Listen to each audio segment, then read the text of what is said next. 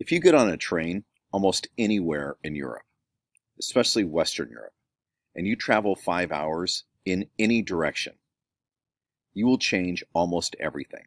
The language, the landscape, the food, what the houses look like, the culture. This is one of the things I think that's appealing to Americans when they travel around in Europe. You get kind of a lot of bang for your buck. If you're in Paris and you get tired of the French, you can hop on a train, and by late morning you'll be in Brussels. Hop on another train and you're in Amsterdam in the late afternoon, and then you can be in Germany by the time evening rolls around. Spend a few days in Germany, you get tired of the food, and then you can be on an overnight train and find yourself in Italy. The problem for most Americans is that as Americans, we don't really learn foreign languages in school. Many Europeans are not just bilingual, but multilingual.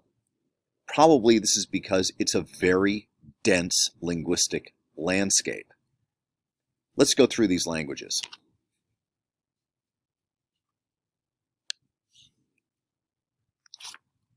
Almost all of the languages in Europe are from the Indo-European family of languages. These are the languages spoken natively by people from northern India through extreme Western Europe. Extreme Western Europe is Iceland. Of course, in the Western Hemisphere, 4 of these languages are widely spoken: English, Spanish, French, and Portuguese. However, those are imported languages. I'm talking about natively spoken languages. All of the Indo-European languages are descended from one single common ancestor. This ancestor is commonly referred to as Proto IndoEuropean. Proto IndoEuropean was spoken probably 6,000 years ago on the steppes of Asia. Then, as the people who lived on the steppes of Asia moved around, they brought their languages with them. Those languages evolved into the languages that we see on the landscape today. I'm going to go through the main linguistic branches and the languages tied to them. As you're going to see when I finish this at the very end, there's a real reason for going through all of these languages. The first branch, in no particular order, of the Indo-European family of languages, for our purposes, is the Romance branch. If you look at the first 5 letters of this word, you can tell that it says Roman. The reason is because the Romance languages have a more recent common ancestor. It was the language of the Romans. Do you know what language that was? Latin. Very good. So all of the Romance languages are descended from Latin. These are primarily the languages of Southern Europe. In fact, if you just keep the languages together geographically and then know the anomalies, you'll probably be okay with this. The Romance languages include these: Portuguese, Spanish, Catalan, which is spoken in the northeastern corner of Spain or in and around Barcelona, French, Italian, of course, Romansh, which is spoken in Switzerland, and Romanian. The next branch for our purposes is the Germanic branch. These are largely the languages of northern and northwestern Europe. They include, of course, German, English, Dutch, the Scandinavian languages, which are Icelandic, Norwegian, Swedish, Danish, and a language that's closely related to Dutch that's found in the northern part of Belgium, a language known as Flemish. Third are the Slavic languages, or the Slavic branch.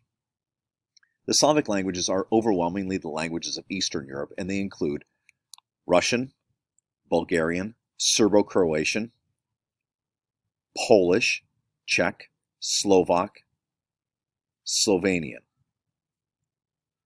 There's a slight difference with these languages, though, because they use 2 different alphabets to write with: the Cyrillic alphabet and the Latin alphabet. I'll show you those 2 alphabets momentarily, but the Cyrillic alphabet is used by the first 3 I gave you, which is Russian, Bulgarian, and the Serbian part of Serbo-Croatian. The rest of those languages use the Latin alphabet, which of course is derived from Latin.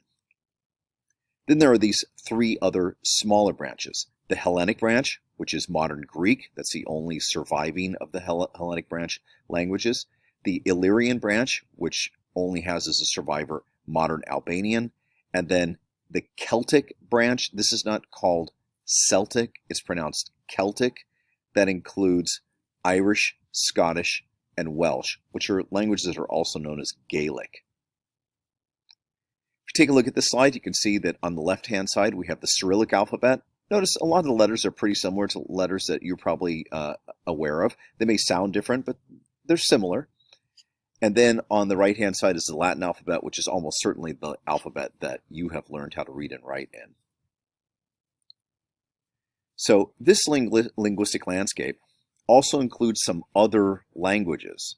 That means that not every single language in Europe is an Indo-European family language. There are two other languages, or two other language families, the Uralic and the Altaic branches.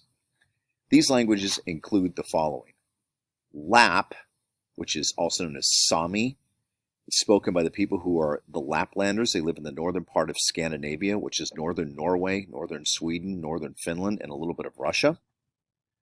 Also Finnish, Estonian, Hungarian, and Turkish. These are two different families, but I'm putting them together for ease. And then there's one other language I want you to be aware of. It's one of the most unusual languages in the world. It's called Basque. It's spoken by people who are known as the Basques. This is spoken in the Western Pyrenees Mountains between Spain and France. As far as anybody knows, this language is unrelated to any other language in the world. It's possible that this is some remnant of the languages that were spoken in Europe before the arrival of the Indo-European family of languages. Take a look at this map. This is a linguistic map of Europe. Obviously, it's complicated, but what I want you to see more than anything else is that notice most of the international borders in Europe are linguistic borders. This is why I'm having you know these languages, because it is a dense linguistic landscape, but at the same time, the languages line up mostly with countries. Here's a map of Europe.